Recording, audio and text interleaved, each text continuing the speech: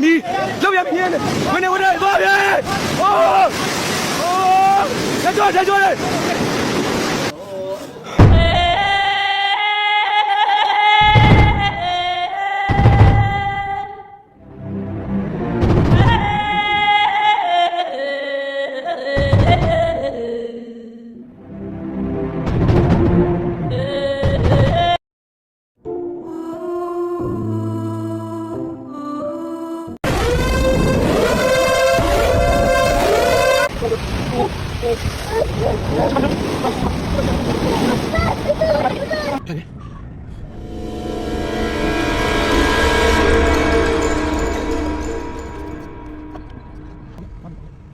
Sa video na ito, alamin natin kung ano nga ba yung sinasabi ng Biblia patungkol sa lindol at ano ang kinalaman nito sa mga huling araw.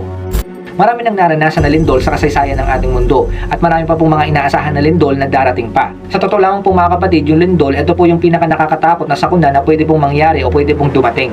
Kasi po mga kapatid, yung lindol, wala pong nakakapredict kung kailan po ito darating. Wala pong nakakaalam kung kailan po mangyayari yung isang lindol. So bigla-bigla na lamang pong dumarating yung lindol nang hindi po nating inaasahan. Kaya po marami ang hindi po nakakapaghanda dito. Kaya kapag malakas po yung lindol, marami po ang napapahamak. So napakadelikado po talaga at nakakamatay ang lindol. So kahit saan po pwede pong lumindol. Wala po itong pinipiling lugar o wala rin po itong pinipiling tao para pinsanlain o para po patayin. Marami na po mga naganap na nakakamatay na lindol sa ating history ayon po sa mga historian. Isa na po dyan yung pinakamalakas na lindol na tinatawag po na the Great Chilean Earthquake. Ito po ay naganap noong May 22, 1960. Sinasabi po na ito po yung pinakamalakas na lindol na nangyari sa kasaysayan ng ating mundo na umabot po ng magnitude 9.4 to 9.6.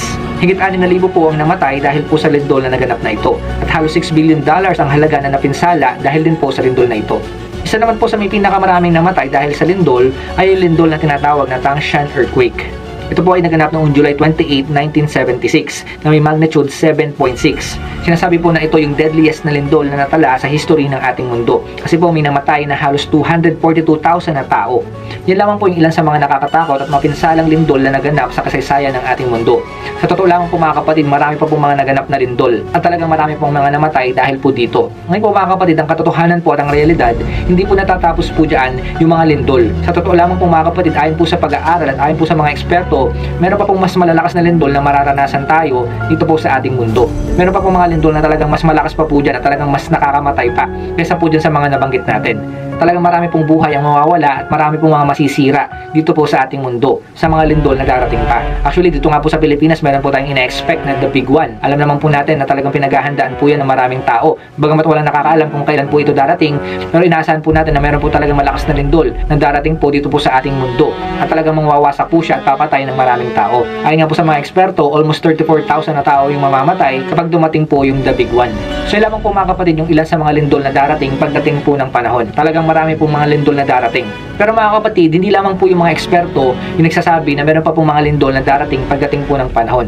Actually mga kapatid, sinabi na po talaga ng Biblia na meron po talaga mga lindol na darating pagdating po ng panahon, lalo na po sa mga huling araw, sa panahon po natin ngayon. Sabi nga po sa Matthew chapter 24 verse 7, maglalaban-laban ng mga bansa at gayon din ang mga kaharian. Magkakaroon ng tagutom at lilindol sa maraming lugar. Malinaw po mga kapatid, ang sabi po ng Panginoong Jesucristo, lilindol sa maraming lugar. At ngayon po mga kapatid, nararanasan na po natin yan. Kabi-kabila pong mga lindol ang nararanasan po natin, hindi lang po dito sa Pilipinas, kundi po sa buong mundo. So natutupad na po mga kapatid yung sinasabi ng Panginoong Jesucristo na talagang lilindol po sa iba't ibang panig ng daigdig. Yung maraming lindol po na nagaganap sa panahon po natin ngayon, yan po yung nagsasabi na tayo po ngayon ay nasa mga huling araw na. Maring noon lumilindol, pero hindi po katulad po sa panahon natin ngayon na sobrang daming lindol na po yung nagaganap sa iba't ibang parte ng ating mundo. Sa totoo lamang po, hindi lamang yung Panginoong Jesucristo ang nagpredict o yung nagsabi na meron po talaga mga lindol na darating pagdating ng panahon.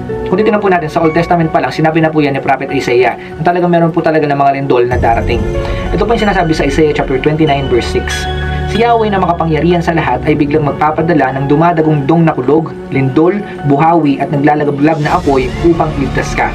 Yung mga lindol na natala po sa history ng ating mundo at yung mga lindol na nararanasan po natin sa panahon natin ngayon, wala pa po yan mga kapatid sa lindol na darating pagdating po ng tribulation.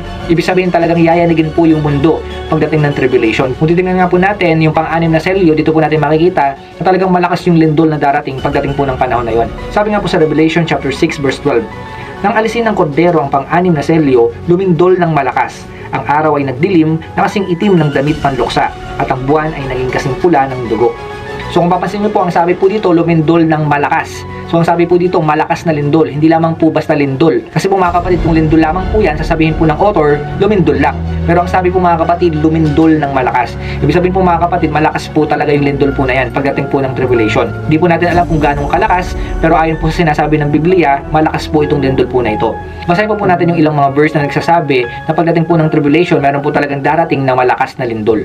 Basahin po natin yung Revelation chapter 16 verse 18. Kumidlat, kumulog at lumindol ng napakalakas. Ito ang pinakamalakas na lindol mula pa nang likhain ang tao dito sa lupa. Basahin din po natin yung Revelation chapter 11 verse 13. Nang oras ding iyon ay lumindol ng napakalakas at nawasak ang 10 bahagi ng lungsod at 7,000 tao ang namatay.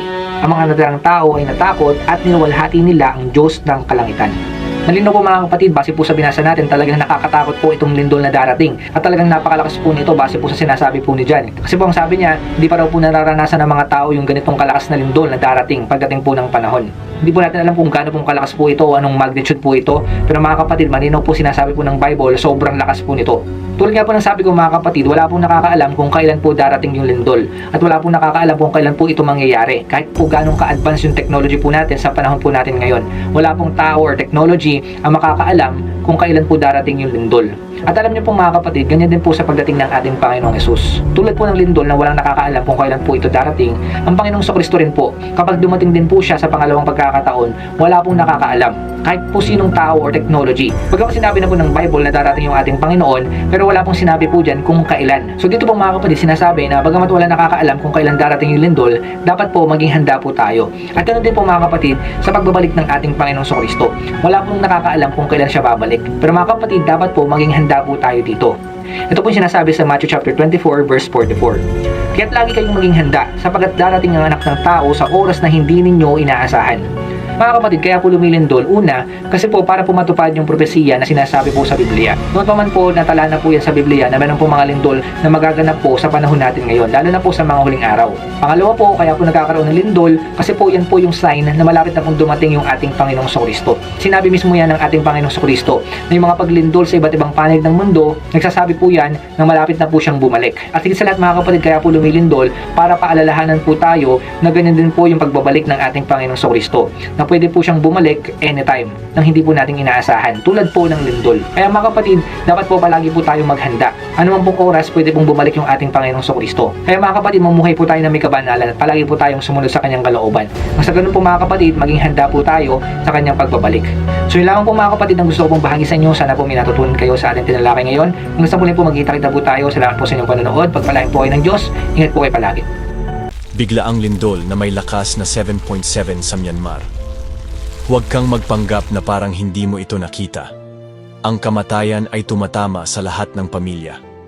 Kung sa tingin mo ay pinoprotektahan ka ng Diyos, bigyan siya ng papuri. Amen.